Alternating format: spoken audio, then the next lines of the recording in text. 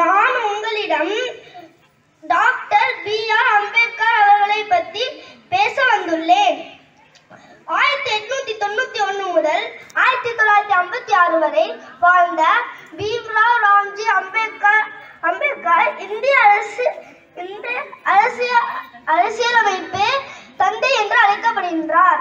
அவர் ஒரு சமூக சீர்திருத்தவாதி, தொலைநோக்கு தலைவர் மற்றும் இந்தியாவின் முதல் சட்ட மந்திரி ஆவார். அமைதி மற்றும் போரின் போது நாட்டை ஒன்றாக வைத்திருக்கும் அளவுக்கு இந்திய அரசியலமைப்பு வலிமையானது என்று அவர் நம்பினார். நம் அனைவருக்கும் சுதந்திரம், சமத்துவம் மற்றும் சகோதரத்துவம் ஆகியவற்றை அனுமதிக்கும் நமது இந்திய அரசியலமைப்பு பிரிக்க முடியாதது. அரசியல் ஜனநாயகம் சமூக ஜனநாயகமாக மாற வேண்டும் என்று கனவு கண்டார்.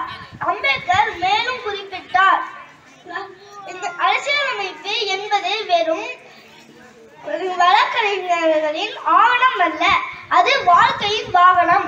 அதன் ஆன்மா எப்போதும் யுகத்தின் ஆன்மாவாகும். சொல்லுங்கள், ஜெய் ஹிந்த், ஜெய் ஹிந்த். நன்றி, வணக்கம்.